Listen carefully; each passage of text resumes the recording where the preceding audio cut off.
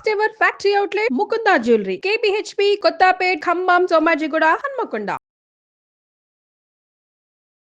నమస్తే, మీరు చూస్తుంది సుమన్ టీవీ. నేను మీ కీర్తి. ముందుగా ప్రేక్షకులందరికీ భోగి పండుగ శుభాకాంక్షలు. నాతో పాటు ప్రముఖ ఆస్ట్రాలజర్ నానాజీ పట్నాయక్ గారు ఉన్నారు. నమస్తే గురుగారు. శ్రీమాత్రే నమః. భోగి పండుగ శుభాకాంక్షలు గురుగారు. మీకు మన సుమన్ టీవీ ప్రేక్షకులందరికీ కూడా భోగి పండుగ మరియు సంక్రాంతి శుభాకాంక్షలు. గురుగారు, ఈ రోజు ప్రాముఖ్యత ఏంటి? భోగి పండుగ ఎన్నో భోగ భాగ్యాలను మనందరి జీవితాలకి తీసుకొస్తుంది అంటూ ఉంటారు కదా. అవునమ్మా, దీనికి గల అర్థం? తప్పకుండా అమ్మా. భోగికి సంక్రాంతికి తేడా ఏంటంటే, ఫస్ట్ సూర్యుడు భోగి రోజు ఏమో మనకి ధనస్సు రాశిలో ఉంటాడు, సంక్రాంతి రోజు మకర రాశిలో ఉంటాడు. సంక్రాంతికి మకర రాశిలోకి వెళ్ళినప్పుడేమో మకర సంక్రమణము అంటాం. భోగి రోజు ధనస్సులో ఉన్నప్పుడు ఏంటంటే, సర్వసాధారణంగా దీనికంటే 29 రోజుల ముందు ధనస్సులోనే ఉంటాడు రవి. రవి ఇంకా ఎండింగ్ డే అనమాట. ఇప్పుడు చూడండి, మనం ఏదైనా ఒక నవరాత్రుల్లో కానీ ఏదైనా ఈ లాస్ట్ డే అయినా చేయండి అంటుంటాం చూసారా. ఆ రకంగా ఏంటంటే, రవి ధనస్సులో ఉన్నప్పుడు మనం చేసే ఉపాసన ఏదైతే ఉంటుందో బాగా ఫలిస్తుంది యాక్చువల్గా. ఓకే.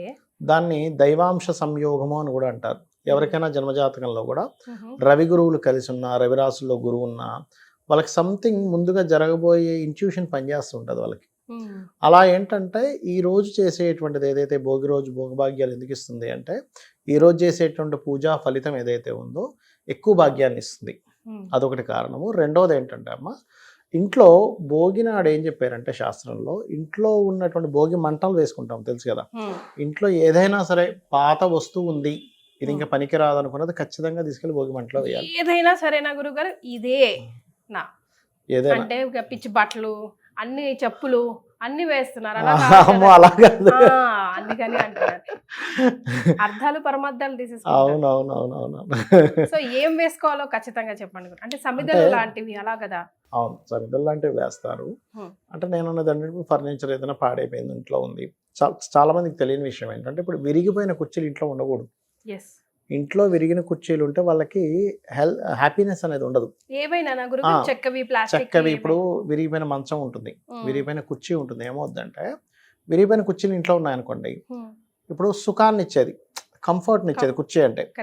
విరిగిపోయింది మీ ఇంట్లో పెట్టుకున్నారు. ఎప్పుడైనా విరిగినటువంటి వస్తువు శనితో సమానంగా చెప్తారు శాస్త్రంలో. సాటర్న్ రిలేటెడ్ రిజల్ట్స్ ఎక్కువ ఇస్తుంది. అంటే మీ ఇంట్లో ఆ సాటర్న్ రిజల్ట్స్ ఎక్కువ ఉంటున్నాయని మీరు తీసుకెళ్ళి మంటలో వేసినట్లయితే అక్కడి నుంచి మీకు క్లియర్ అవుతుంది. అది అట్లాగే ఇంకోటి ఏంటంటే, భోగి రోజు ప్రత్యేకంగా మనకు కామన్గా చూడండి, మనం దేవి నవరాత్రులని అమ్మవారిని ప్రార్థిస్తాం, లేకపోతే ఇంకోటి కార్తీక మాసంలో శివయ్యని, ఇట్లా రకరకాలు ఉంటాయి కదా. భోగి రోజు చాలా మందికి అసలు ఏం చేయాలో అర్థం కాదు. భోగి సంక్రాంతి అసలు ఏ దేవతని ప్రసన్నం చేసుకోవాలి అనేటువంటి ఒక చిన్న డౌట్ ఉంటుంది. ఇక్కడ శాస్త్రంలో కానీ మన పూర్వీకులు కానీ ఏం చేసేవారంటే, గణపతిని, అమ్మవారిని, శివుణ్ణి మరియు నారాయణుని నలుగురిని చేసేవారు. ఓకే, అదొకటి చేయాలి. అలాగే భోగి రోజు ప్రత్యేకంగా సూర్య భగవానుడికి నేతితో చేసినటువంటి పదార్థం ఏదైనా మీరు కనుక నైవేద్యం పెట్టినట్లయితే పూర్వజన్మ కర్మ దగ్ధం అవ్వడంతో పాటు మీకు పుణ్యం వస్తుంది అని చెప్పి శాస్త్రవచనం. నేతితో చేసిన పదార్థం పెట్టాలి సూర్య భగవానుడికి. అదేమవుతుందంటే, దేహం నుంచి దేహంలో ఏదైనా సరే హెల్త్ రిలేటెడ్ సంబంధించిన ప్రాబ్లమ్స్ ఉన్నా కూడా క్లియర్ అవుతుందమ్మా నేతి పదార్థంతో కనుక. సహజంగా కూడా ఇప్పుడు చూడండి, ఎవరికైనా హెల్త్ ఇష్యూస్ వచ్చాయి, 6వ స్థానం పాడవుతుంది సర్వసాధారణంగా, పూర్వజన్మ కర్మ వల్ల వస్తూ ఉంటుంది. అలాంటి వారు కూడా ఆదివారాలు ప్రత్యేకంగా సూర్య భగవానుడికి కనుక పాయసంలో కొంత నెయ్యి వేసి కనుక పెట్టినట్లయితే, సగ్గుబియ్య పాయసం చేయాలంటారు. సూర్య భగవానుడికి మనం శాస్త్రాల్లో చదువుకున్నట్లయితే పళ్ళు చిన్నగా ఉంటాయట అతనికి, చిన్న దంతాల కలవాడు అని ఉంటుంది అందులో. అందుకని పాయసం తయారు చేసి పెడతాం సాఫ్ట్గా ఇది అవ్వడానికి. అది ఎందుకంటే, మనకి శ్రీకృష్ణ పరమాత్మ కూడా ఒకసారి అతని కుమారుడు ఉండేవాడు, సేమ్ డిట్ కృష్ణుడిలాగే ఉంటాడు. ఆయన కూడా అందరిని ఏడిపించేవాడు. ఆయన నేను కృష్ణుడిలా గెటప్ వేసుకుని అందరూ కృష్ణ కృష్ణ అనేసి నేను కృష్ణుడు కాదనేవాడు. ఒకసారి ఇట్లాగే నారదుడి దగ్గర కూడా ఇట్లాంటిది అయినప్పుడు నారద మహాముని శపిస్తాడు ఆయన్ని, చర్మ వ్యాధి రావాలని. అప్పుడు కృష్ణుడి దగ్గరికి వెళ్తాడు. వెళ్ళి, నువ్వు పరమాత్ముడివి కదా, నాకు వెంటనే తగ్గించే అంటే, లేదు అందరికి ఒకటే రూల్, ఇప్పుడు నేను నీకు తగ్గిస్తే వీళ్ళందరూ నాకు పిల్లలే, ఈ సమస్త లోకం కూడా మొత్తం పిల్లలే నాకు, నీకు ఒక్కడే తగ్గిస్తే మరి వీళ్ళందరూ కూడా వెంటనే తగ్గించేసారు. అట్లా కాదు, నువ్వు ఉపాసన చేయి, సూర్య ఉపాసన చేయి అంటే, అప్పుడు మన ఈ భారతదేశంలో సంచరించి కొన్ని ఆలయాలు ఆయన కట్టించాడట. 7 సంవత్సరాలు కంటిన్యూస్గా సూర్య ఉపాసన చేసి తగ్గించుకున్నాడు. ఎటువంటి రోగమైనా సూర్య ఉపాసన వల్ల చాలా మట్టుకు తగ్గుతుంది. అందులో ముఖ్యంగా ఈ 3 రోజులు కొంతమంది అయితే సూర్య ఉపాసకులు ఉంటారు. కొంతమంది వాళ్ళైతే భోగి, సంక్రాంతి, కనుమ ఈ 3 రోజులు మరి ఇంత ఎక్కువగా చేస్తారు సూర్య ఆరాధన. ఎందుకంటే సంక్రమణ సమయాల్లో గాయత్రి కానీ సూర్య ఆరాధన చేయడం కానీ చేస్తున్నట్లయితే మరింత మంచి ఫలితాలు వస్తాయి. గురుగారు ఈసారి మహా కుంభమేళ కూడా వస్తుంది కదా, అవునమ్మా, అవునమ్మా. దాని వైశిష్ట్యం గురించి ఒకసారి గుర్తు చేసుకుందాం గురుగారు. తప్పకుండా అమ్మా. మహాకుంభమేళ ఏంటంటే మీరు ఒకసారి మీరు ఏమైనా కుంభమేళకి వెళ్ళారనుకోండి, 1000 అశ్వమేధ యాగాలు చేసిన ఫలితం వస్తుందంటారు. ఓ, అక్కడ స్నానం ఆచరిస్తున్నా గురుగారు? స్నానం ఆచరిస్తే. ఒకసారి ఇట్లాగే గంగాదేవి ఒడ్డు నుంచి నారద మహాముని వెళ్ళిపోతున్నట్ట. గంగాదేవి చూసి, అయ్యో స్వామి మీరు ఏంటి వెళ్ళిపోతున్నారు స్నానం చేయకుండా అంటే, అమ్మా నీ పక్క నుంచి వెళ్తే నీ గాలి సోకిన అద్భుతం కదమ్మా, మునగక్కర్లేదు అంటాడు ఆయన. అంటే ఒక్కసారి అక్కడికి వెళ్ళినా కూడా అద్భుతం. అందులో మునిగినా మునగకపోయినా అంటే మునగాలి. యాక్చువల్గా శాస్త్రంలో చెప్పింది ఏంటంటే ఇక్కడ వరకు మునగాలి, నాభి వరకు మునగమని చెప్పారు. ఎప్పుడైనా సరే నదుల్లోకి వెళ్ళినప్పుడు చాలా మంది ఎరగొట్టి కాళ్ళు మునగడం ఇట్లా చేస్తారు. నాభి ఖచ్చితంగా నాభి వరకు మునగాలి. సంకల్పం చెప్పుకొని దిగాలి. ఎప్పుడు కూడా సంకల్పం చెప్పుకోకుండా ఊరకనే వెళ్ళి వచ్చేయడం అట్లాంటివి చేయకూడదు ఒకటి. ఇంకోటి ఏంటంటే చాలా మంది తెలియక సబ్బు పెట్టి స్నానాలు చేస్తుంటారు, అవి చేయకూడదు. ఓన్లీ మునగాల గురుగారు? ఓన్లీ మునగడం. ఆ సంకల్పం 3 సార్లు చేయాలమ్మా. కుంభమేళాలో 3 సార్లు కనుక మీరు పొద్దున్న, మధ్యాహ్నం, సాయంత్రం చేస్తే శ్రేష్టం. ఒకే రోజు 3 పూటలు చేయాలి. 1000 అశ్వమేధ యాగాలు చేసిన ఫలితము, 1,00,000 దాని ఏమంటారు రుద్రాభిషేకాలు చేసిన ఫలితం వస్తుందంటారు. అంత గొప్పది కుంభమేళ. ఎందుకు కుంభమేళ అంత గొప్పది? ఎందుకంటే 12 సంవత్సరాలకు ఒకసారి వస్తూ ఉంటుంది. దీన్ని కొంతమంది అర్ధ కుంభమేళ 6 సంవత్సరాలకు ఒకసారి ఇవి చేస్తూ ఉంటారు. బట్ ఇక్కడ ఏంటంటే ఈ కుంభమేళాలు కానీ పుష్కరాలు వస్తాయి మనకి. మళ్ళీ ఎప్పుడు మే 15కి పుష్కరాలు వస్తాయి గురువు మారినప్పుడు. పర్టికులర్గా పుష్కరాలు, కుంభమేళాలు ఇది ఎలా అంటే గురువు రవి కాంబినేషన్స్ని బట్టి కుంభమేళాలు ఏర్పడుతూ ఉంటాయి.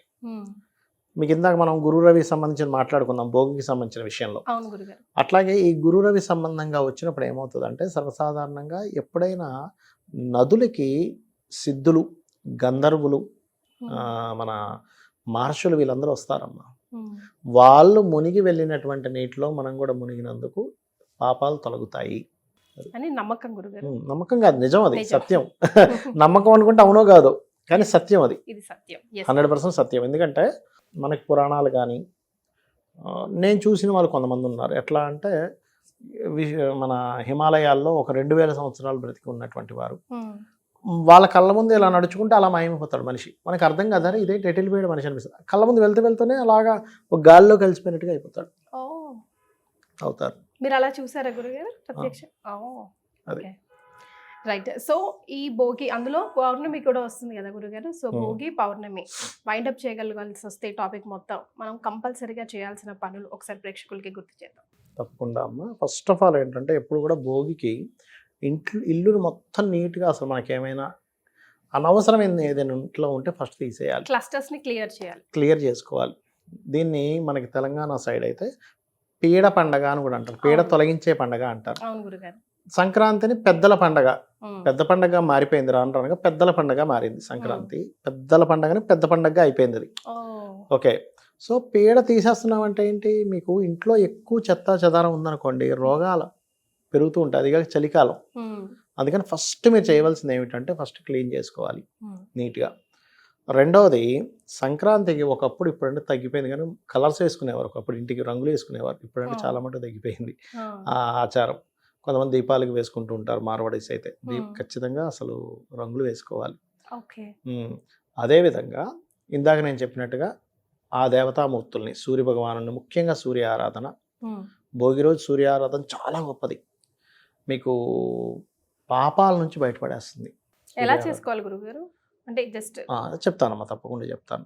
మీరు ఉదయం నిద్రలేచి మన నిత్య పూజాది కార్యక్రమాలు అయిపోయిన తర్వాత ఇందాక నేను చెప్పినట్టుగా పాయసం, నేతిని కలిపినటువంటి పాయసాన్ని సూర్య భగవానుడు ముందును పెట్టి ఆదిత్య హృదయ పఠనం కానీ సూర్య అష్టకం కానీ చదువుకోవచ్చు. చదువుకొని మీరు నిత్యము గనక సూర్య ఉపాసన చేసి మీకు ఏదైనా సమస్య వచ్చింది అనుకోండి అమ్మా, సూర్యుడి ముందును కూర్చొని మీరు కనుక సమస్య అడిగితే మీకు తెలియకుండానే ఒక సౌండ్ లాగా వినప్పుడు మీకు సమాధానం చెప్తుంది సూర్యుడు.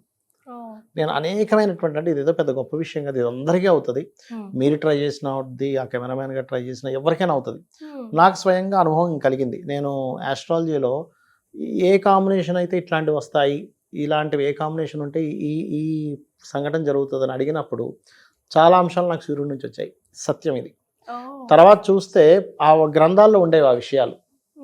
తర్వాత కొన్ని సంస్కృత గ్రంథాలు ఉంటాయి కదా, అందులో చూస్తే ఉండేవి. అరే నిజమే కదా, అసలు భలే కదా అనిపిస్తుంటుంది. అట్లా అన్నమాట. అందుకని మీరు నిత్యము కనుక సూర్య ఉపాసన చేయగలిగితే ఖచ్చితంగా అతను చెప్తాడు, ఆత్మకారకుడు కదా, ప్రత్యక్ష దైవం కదమ్మా. మనకి సూర్య శాస్త్రాల్లో ఏముందంటే అమ్మవారు ఉంటారు అందులో. భానుమండల మధ్యస్థ భైరవి భగమాలిని అంటాం లలితాహాసనంలో. అంటే భానుమండలంలో ఉన్నాడు ఆయన. నారాయణుడు ఉంటారట, ఈశ్వరుడు ఉంటాడట. నీకు రోజు శివలింగం లేదండి ఇంట్లో అంటే సూర్యుడికి అర్ఘ్యం వదిలితే అదే శివాభిషేకంగా చెప్తూ ఉంటారు. పితృదేవతలు, యక్షులు, గంధర్వులు, అప్సరసలు, మహర్షులు ఉంటారని చెప్తుంది శాస్త్రం సూర్యభగవానుడు. కాబట్టి వాళ్ళందరూ ఉన్నారనేటువంటి భావనతో మీరు కనుక చేయగలిగితే ఖచ్చితంగా మనకి పూర్వజన్మ పాపాలు తొలగించేటువంటి వాటిలో సూర్య ఉపాసన ఒకటిగా చెప్పారు. ఎస్, చాలా సంతోషం గురుగారు. భోగి సందర్భంగా అనేక విషయాలు తెలియజేశారు. ధన్యవాదాలు. శ్రీమాత్రే నమః.